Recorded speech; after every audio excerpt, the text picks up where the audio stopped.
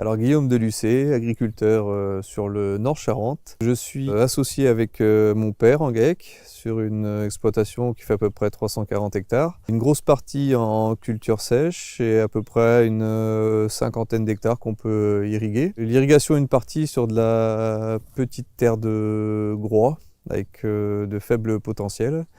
Une partie sur de la groix un petit peu plus profonde. Donc, je fais du maïs irrigué sur ces terres-là parce que je suis pas très loin de la Charente, donc j'ai la possibilité de pouvoir irriguer.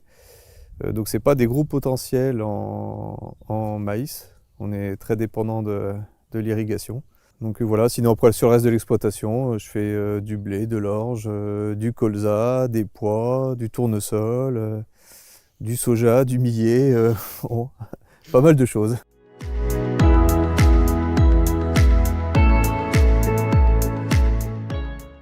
Oui, régulièrement sur le maïs, hein, en période d'été. On voit tout de suite, dès qu'il y a un petit coup de chaud, j'ai pas beaucoup de réserves dans les parcelles, dans les terres, donc dès qu'il fait chaud, tout de suite sur le maïs, on le voit au niveau des feuilles. Les feuilles commencent à meuler, c'est très visible.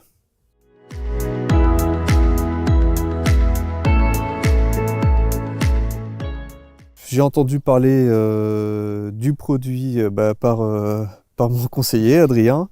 Qui avait fait des essais déjà avec d'autres adhérents l'année précédente. Il y avait des bons résultats sur les parcelles où le produit avait été testé. Je lui ai fait confiance sur ce coup-là, ça avait l'air intéressant. Donc moi cette année je l'ai testé sur deux parcelles. Alors donc moi déjà j'ai découvert le Besta l'année dernière, j'ai fait des premiers essais avec certains agriculteurs. Et c'est vrai que pour moi Besta est un produit qui en fait permet vraiment de tamponner les manques hydriques en saison d'irrigation du maïs. Et en fait sur l'exploitation de Guillaume on a une partie donc en gros on va dire un peu moyenne avec une réserve utile de 80 mm à peu près je pense. Et on a une partie d'exploitation qui a des réserves utiles je pense inférieures à 50 mm.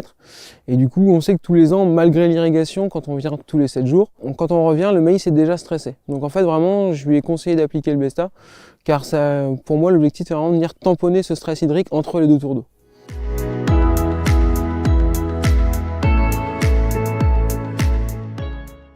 Alors les deux parcelles sur lesquelles j'ai appliqué le produit, c'est des parcelles avec peu de potentiel. Donc on a sélectionné ces parcelles-là pour justement voir l'effet du produit. On l'a appliqué au mois de juin. Au niveau du stade du maïs, on devait être à 8-10 feuilles par là. Ouais. On a cette année une grosse période de sec au printemps. Et donc moi j'ai vu la différence dès le départ en fait, et notamment sur les tours de champ où il n'y a vraiment quasiment pas de terre sur les tours de champ. Et là le maïs était régulier, il n'y avait pas ce décrochage au niveau des tours. Et le maïs n'avait pas l'air de souffrir comme sur d'autres parcelles où j'avais pas le produit. Donc là sur ces parcelles là on a un objectif de rendement on va dire moyen aux alentours de 90 quintaux.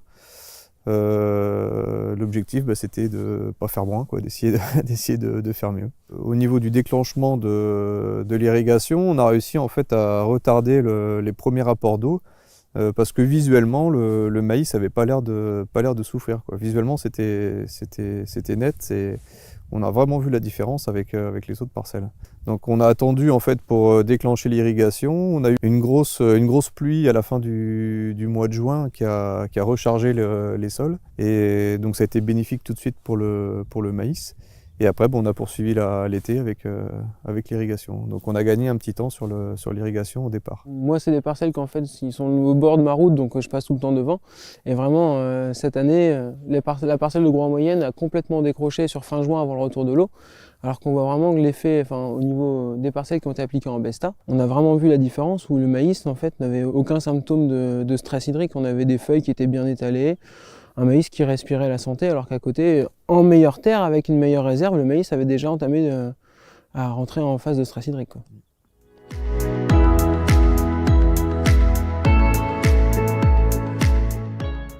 Oui, je suis satisfait, il y a des bons résultats. On a réussi à faire 100 quintaux là, sur ces parcelles, ce que j'arrive pas à faire d'habitude, hein, même en condition avec des orages l'été, j'arrive pas à faire ça.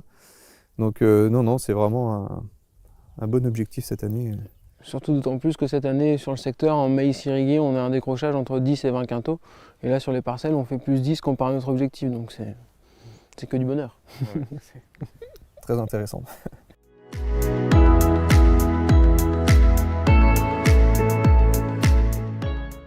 Bah, l'année prochaine, on signe, hein.